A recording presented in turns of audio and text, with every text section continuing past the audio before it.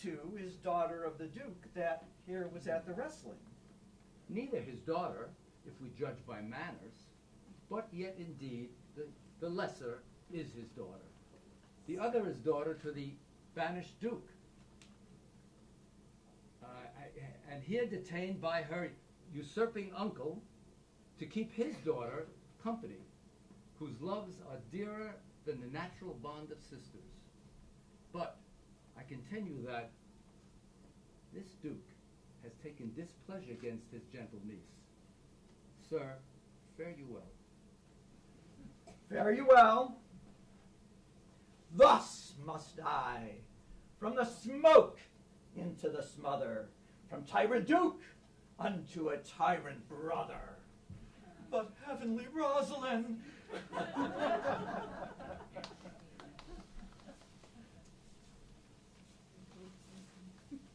Why, cousin, why, Rosalind, Cupid have mercy, not a word. Not one to throw at a dog. Oh, come, wrestle with thy affections. They take the part of a better wrestler than myself.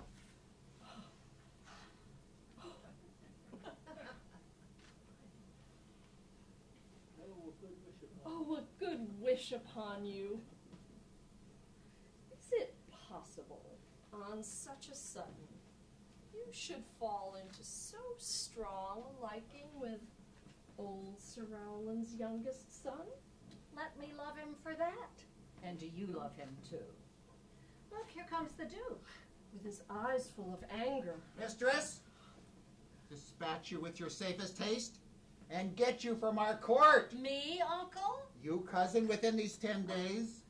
If that thou beest found so near our public court as 20 miles, thou diest for it. I beseech your grace, let me the knowledge of my fault bear with me. Thou art thy father's daughter, there's enough. Oh, so was I when your highness took his dukedom. So was I when your highness banished him. Treason is not inherited, my lord. Dear sovereign, hear me speak. She is too subtle for thee, and her smoothness, her very silence, and her patience speak to the people, and they pity her. Thou art a fool. She robs thee of thy name. Firm and irrevocable is my doom which I have passed upon her. She is banished. Pronounce that sentence then on me, my liege. I cannot live out of her company. You are a fool. You needs provide yourself. If you outstay the time upon mine honor, and in the greatness of my word, you die. Oh, my poor Rosalind, whither wilt thou go? Wilt thou change fathers? I would give thee mine. I charge thee, be not thou more grieved than I am. I have more cause. Thou hast not, cousin. Prithee be cheerful. Knowest thou not? The Duke hath banished me, his daughter. That he hath not. No, hath not? Rosalind lacks then the love that teacheth me that thou and I are one. Say what thou canst. I'll go along with thee. Why, whither shall we go? To seek my uncle in the forest of Arden. Alas, what danger will it be to us, maids as we are, to travel forth so far? Beauty provoketh thieves sooner than gold. I'll put myself in poor and mean attire, the like do you. So shall we pass along and never stir assailants. Were it not better, because that I am more than common tall, that I should suit me all points like a man, and in my heart lie there whatever hidden woman's fear there will. We'll have a swashing and a martial outside, like many other mannish cowards have who do outface it with their silences. And what shall I call thee when thou art a man? I'll have no worse a name than Jove's own page. Now look, therefore, you call me Ganymede. But what will you be called? Something that hath a reference to my state. No longer Celia, but Aliena. Oh. But cousin, what if we essayed to steal the clownish fool out of your father's court? Would he not be a comfort to our travels? He'll go o'er the wide world with me. Leave me alone to woo him. Now, let's away and get our jewels and our wealth together. Now, go we in content to liberty and not to banishment.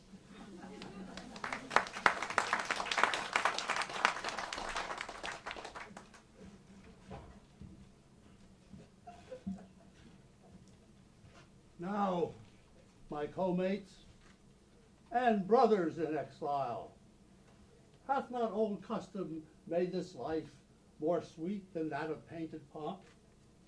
Are not these woods more free from peril than the envious court? Here feel we but the penalty of Adam, the season's difference, as the icy fang and churlish chiding of the bitter wind, which, when it blights and blows upon my body, even till I shrink with cold, I smile and say, this is no flattery. These are counselors that feelingly persuade me what I am. Sweet are the uses of adversity. And this our life, exempt from public haunt, finds tongues in trees, books in the running brooks, sermons in stone, and good in everything. I would not change it. Happy is your grace that can translate the stubbornness of fortune into so quiet and so sweet a style. Come, let us go kill us venison. And yet, it irks me, the poor dappled fools, being native burghers of this debtor city, should, in their own confines, with forked heads, have their rumpled horns gored. Indeed, melancholy Jakes grieves at that. And says, you do more usurp than doth your brother who hath banished you. Today, my lord of Amiens and myself did steal behind him as he lay along under an oak, whose antique root peeps out upon the brook that brawls along this wood. To the which place a poor sequestered stag that from the hunter's aim had ta'en a hurt did come to languish. But what said Jakes? Did he not moralize the spectacle? Indeed, into 1,000 similes. 'Tis right, quoth he, thus misery doth part the flux of company. And on a careless herd full of the pasture jumps along by him and never stays to greet him. Aye, quoth Jake, sweep on, you fat and greasy citizens. 'Tis just the fashion. Wherefore do you look upon that poor and broken bankrupt there? Thus most invectively he doth pierce through country, city, and court. Yea, and of this our lives, swearing that we are mere usurpers, tyrants, and what's worse, to fright the animals and to kill them up in their assigned and native dwelling places? Show me the place. I love to cope him in these sullen fits, for then he's full of matter. I'll bring you to him, straight. Can it be possible that no man saw them?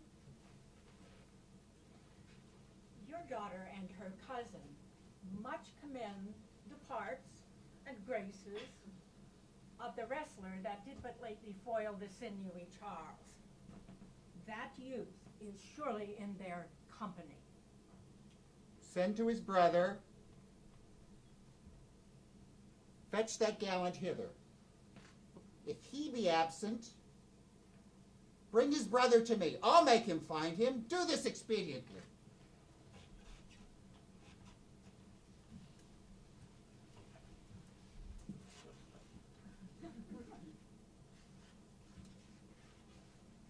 Who's there? What? My young master? Oh, you memory of old Sir Rowland. Why? What make you here? Oh, what a world is this? Why, what's the matter? Oh, unhappy youth. Your brother hath heard your praises, and this night he means to burn the lodging where you used to lie, and you within it. Why, whither, Adam, wouldst thou have me go? No matter whither, so you come not here.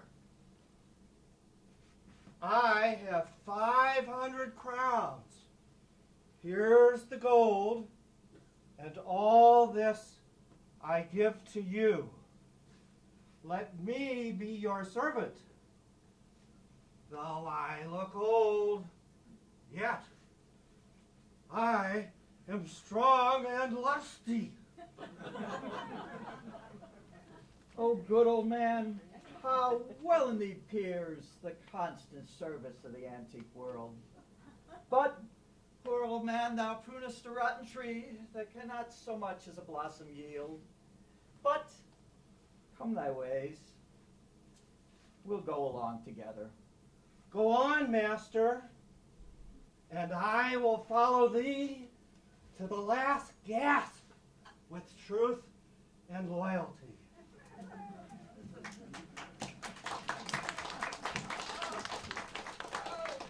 Jupiter, how weary are my spirits.